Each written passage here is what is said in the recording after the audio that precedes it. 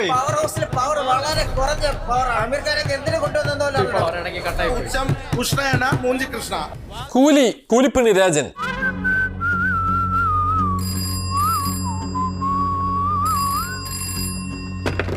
Cinema വളരെ average ഒരു അനുഭവമായിരുന്നു. ജയിലറിന് താഴെയും വരും, പക്ഷെ വേട്ടയിന് ജസ്റ്റ് മുകളിലും വരും, അത്രേ ഉള്ളൂ.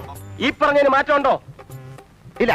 അല്ല, ശ്രുതി ഹാസൻ ഇങ്ങനെ ഞാൻ നോക്കിയിരിക്കും. അത് തന്നെയാണ് ഞാൻ തിയേറ്ററിൽ വരുന്നിട്ട്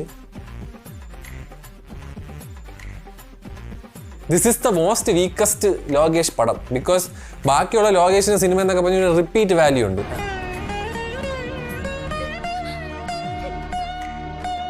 ഇതെന്താ ഇത് ഒരു പവർ ഹൗസ് എന്നൊക്കെ പറ്റിയ കള്ളിന് പേരൊക്കെ കൊടുത്ത് അതൊക്കെ ഓക്കെ. അത് കുടിച്ചിട്ട് പോയാലും എനിക്ക് തോന്നുന്നില്ല ആൾക്കാർക്ക് എന്തെങ്കിലുമൊക്കെ അത് നടന്നെന്ന്.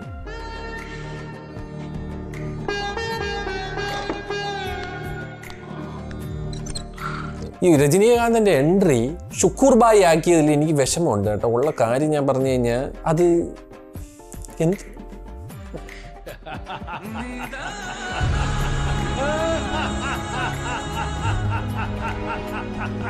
ഇത് പിന്നെ തിയേറ്ററിൽ തന്നെ കാണണം. ഈ മറ്റേ OTT-ലൊന്നും ഇറങ്ങുമ്പോൾ ഇത് നടക്കൂല. ഇത് അയ്യോ ഇത് ഞാനിനി ജന്മത്ത് കാണൂല. എന്നെ കൊല്ലാതിരിക്കാൻ പറ്റുമോ? ഞാൻ പറഞ്ഞു ചില സീൻ വരില്ലേ, അപ്പൊ ആൾക്കാർ പിന്നെ അവര് പോകും, പിന്നെ അവര് പോകും. എങ്ങനെയായിരുന്നു പടം? വെറുതെ ആരെങ്കിലും നമ്മളെ നോക്കി ചിരിക്കണ്ടോന്നൊരു ഡൗട്ട്. കൂട്ടുകാരും കാണണ്ടെന്ന് വെച്ചു. മൊത്തത്തിലൊരു കട്ടിങ്. എന്തൊക്കെയായിരുന്നു വെടി പുകയും LCU. ഇത് LCUലോട്ട് പോവാത്തത് നന്നായി. ഇല്ലായിരുന്നെങ്കിൽ അതിന്റെയും കൂടെ ഇത് കാണേണ്ടി വന്നേനെ.